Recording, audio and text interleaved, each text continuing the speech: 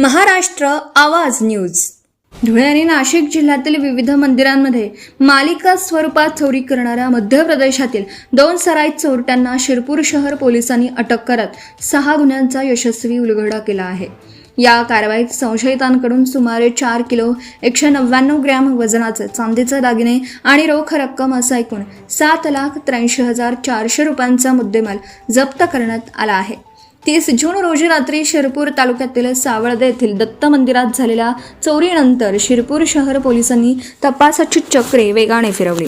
घटनास्थळावरील CCTV footage, तांत्रिक विश्लेषण आणि गोपनीय माहितीच्या आधारे पोलिसांनी मध्य प्रदेशातील बडवानी जिल्ह्यात सदीम गिलदार देवका वय वर्ष 27 आणि मिकला रामसिंग देवका वय वर्ष 39 राहणार नाहल्या पल्ला मोहला तालुका सेंधवा यांना ताब्यात घेतला. चौकशी दरम्यान दोनही संशयितांनी शिरपूर शहरातील शहाडा रोड परिसरातील एका घरात, सावळदे येथील झोपड व दत्त मंदिरात, धुळे येथील रोकडोबा हनुमान मंदिर परिसरातील श्रीराम मंदिर, मालेगाव जवळील रामदेव महाराज मंदिर तसेच सटाणा परिसरातील साईबाबा मंदिरात चोरी केल्याची कबुली दिली आहे. कबुली जबाबामुळे धुळे आणि नाशिक जिल्ह्यातील एकूण 6 चोरीच्या गुन्ह्यांची उकल करण्यात पोलिसांना यश आलं.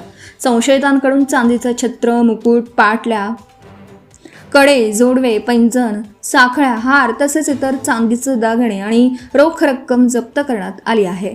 मंदिरांमध्ये वारंवार होत असलेल्या चोरीच्या घटनांमुळे नागरिकांमध्ये निर्माण झालेली भीती या कारवाईमुळे काही प्रमाणात कमी झाली आहे.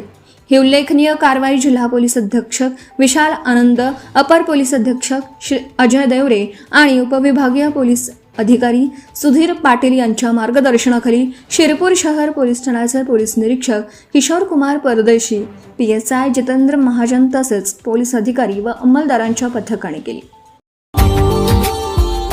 Subscribe now and press the bell icon. Never miss an update.